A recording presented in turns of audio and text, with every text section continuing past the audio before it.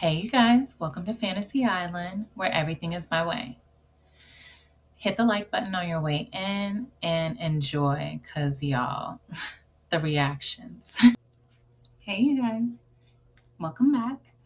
So, I'm excited already because I'm ready to get back into this little cliffhanger that we left off on. So, now we left where Joy was asking Faraji to be her hairstylist for Undisputed.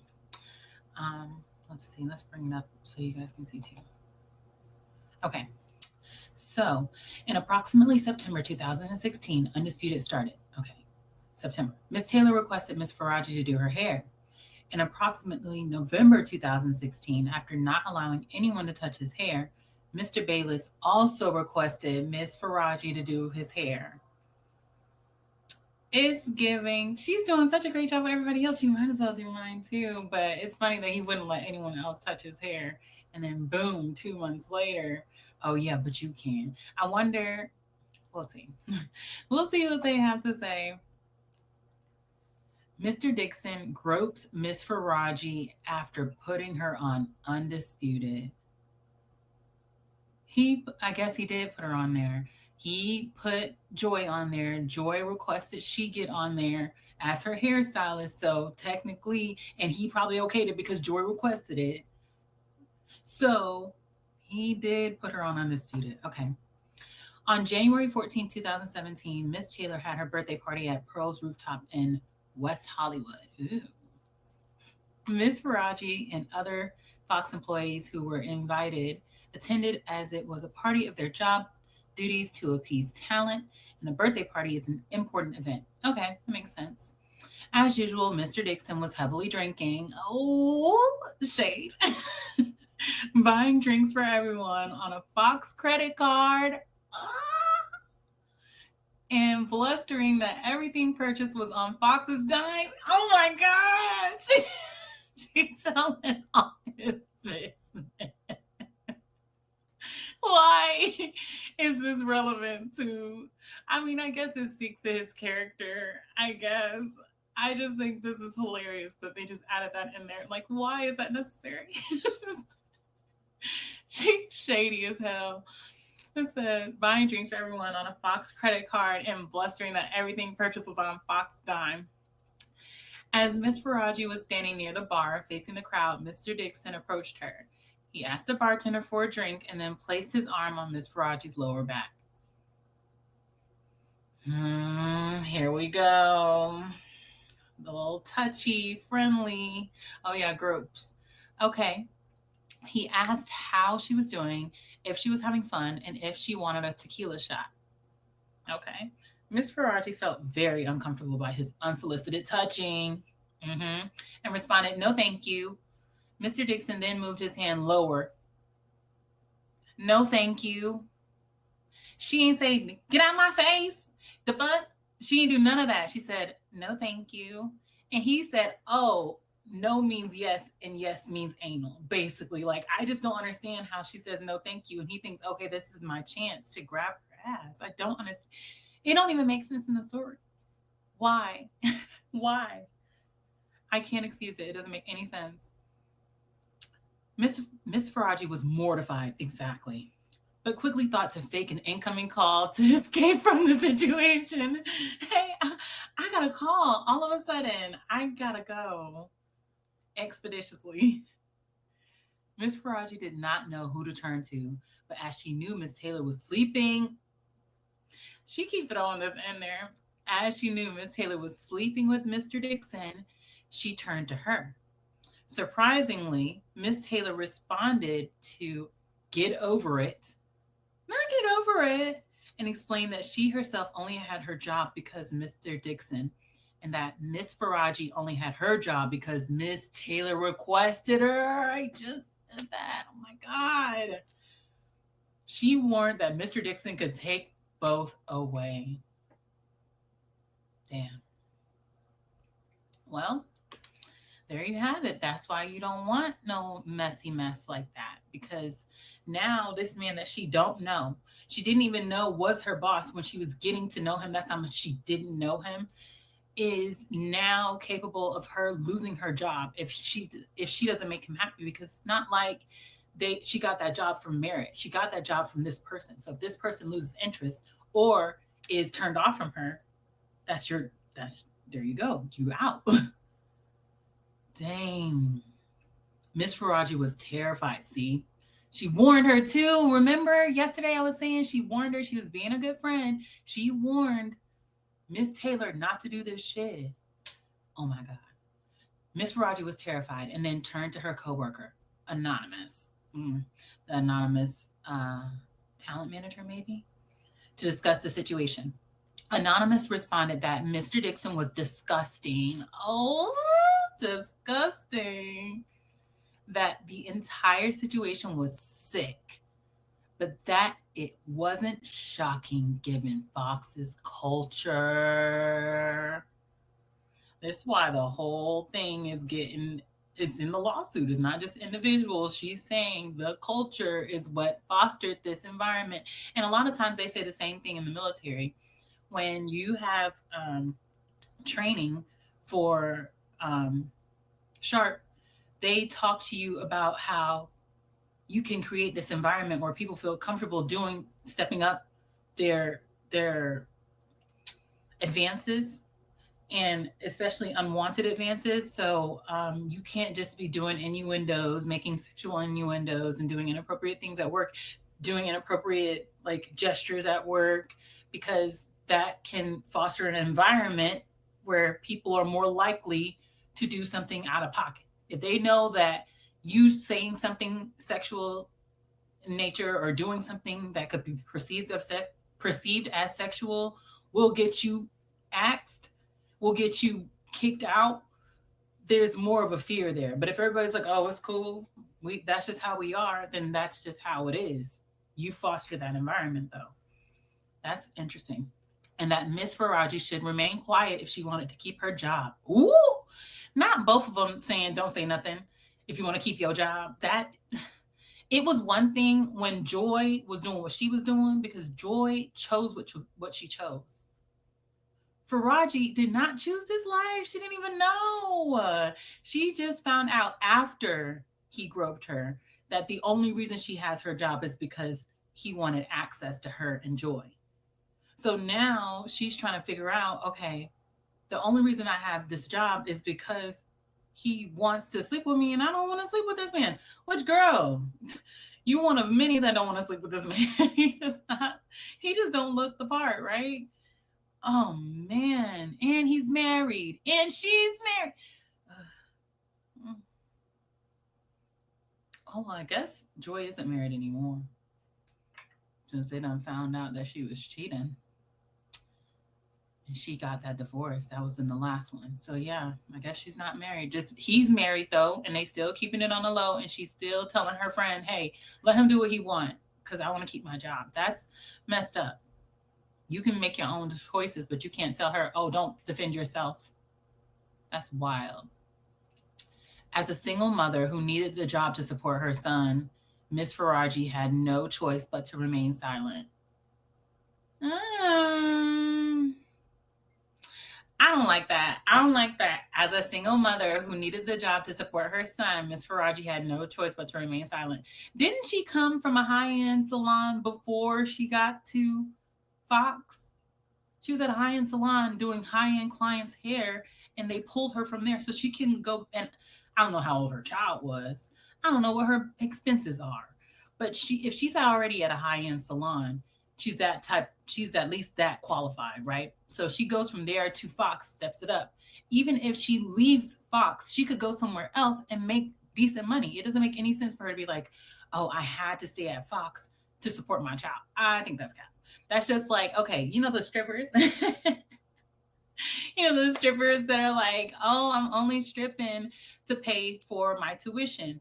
Yes, that is a fast way for you to pay for your tuition. Yes, but that's not the only way you can pay for your tuition. So you're making the choice of that job because it's faster money versus doing something else. And that's the same thing. She's making the choice of staying at Fox versus leaving, saying something and leaving. So she stayed. for her child. Okay. 7 years like 7 years later, in 2023, Miss Peretti. Who the hell is Miss Peretti? I don't like that when all of a sudden somebody's name just pops up. Where did they come from? Miss Peretti. Miss Peretti told Miss Faraji that she did not like her. Who is this lady? Okay, did not like her or anything about Undisputed. Miss Peretti expanded that she had already scheduled someone for hair on Undisputed when Mr. Dixon called her and told her that she must put Miss Faraji on Undisputed full time.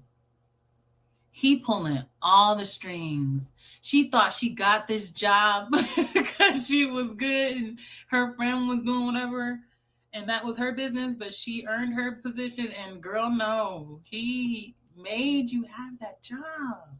That Miss Peretti told Miss Faraji, I did not like that. I feel you. That's not how things should be done. That's a fact. Miss Faraji was stunned and devastated as she prides herself on her work and earning her accolades. Girl, oh, what a tangled web we weave when first we practice to deceive. And that's exactly what y'all were doing all those years. You knew, and Joy knew what was going on.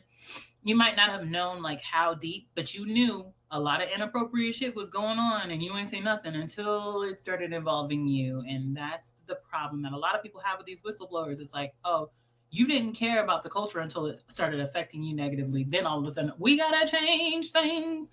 I need some money. If you're telling me all these people have experienced this, they told you they didn't do anything, you didn't do anything, it makes people frustrated. That's what it does. It makes people feel like, oh, what's the point? So later that day, while thinking about her career, she was angry that Miss Peretti succumbed to Mr. Dixon's request, as it gave Mr. Dixon the feeling that he could grope her for giving her a job.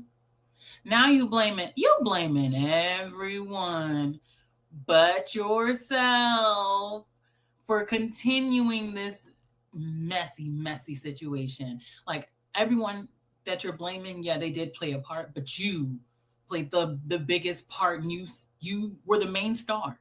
So you played the biggest part, and you are the one now coming back to say, "Oh no, all of these things happened to me. You have to take some accountability. You knew this was wrong from the beginning. You said it was wrong from the beginning, and you stayed doing that messy shit with your messy friend." Mm. Mr. Dixon gets rid of a female talent member for refusing to have sex with him. Mr. Dixon, these allegations are ridiculous. Like, Mr. Dixon. Ugh. Several years into Miss Faraji's tenure at Fox, a female talent manager, oh, that's the talent manager, anonymous, hired Miss Faraji to do her hair at her house for an award show. Anonymous asked that Miss Faraji meet her for lunch first. Okay. There, Anonymous told Miss Faraji that she would no longer be with Fox, as Mr. Dixon told her that she would need to have sex. She would need to have sex with him if she wanted to renew her contract, but she had refused. Good. Oh, see, good. Exactly what I was just talking about. That's what they expect you to do. If you got such a moral high ground where you're like, this is not right, and you know for a fact this isn't right, but you still actively participating, you can't be on that whole moral high ground. You gotta pipe down. This lady, Miss Anonymous, she did it right. She did what people expect. This is the expectation of survivors. You experience some stuff, somebody does some sexual harassment activity to you or some sexual assault activity to you, you are supposed to say something, and you're supposed to put your foot down, and you're supposed to leave regardless of what's on the table. You leave. That's just what's expected. So she did what was expected. What did she say?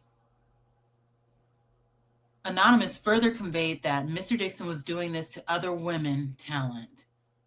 She should warn Miss Taylor to be careful.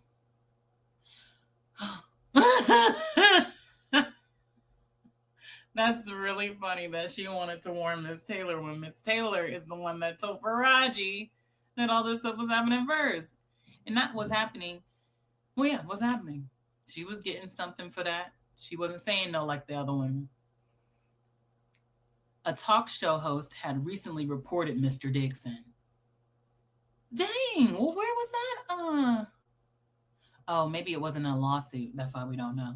But one of the talk show hosts reported him for the same activity that she's saying that he was doing with Taylor and he was trying to do with her. So it seems like a pattern is giving R. Kelly, is giving Cosby, is giving Weinstein, is giving Epstein, is giving all of that. Diddy. So yeah, they get these positions and without check, power unchecked, it gets corrupt. That is nuts. Following the lunch, Miss Faraji called Miss Taylor to convey that Anonymous had stated. Miss Taylor responded to convey what Anonymous had stated. Miss Taylor responded that no one gives a fuck. Now you're not a girl's girl. They're gonna drag you, Miss Taylor. No one gives a fuck about Anonymous or the talk show host who had reported Mr. Dixon. Dang! She said no one cares that he did these salacious things to these other girls. No one cares. And when she said no one, she didn't say, oh, but not me. I care. She said no one. So she doesn't care either.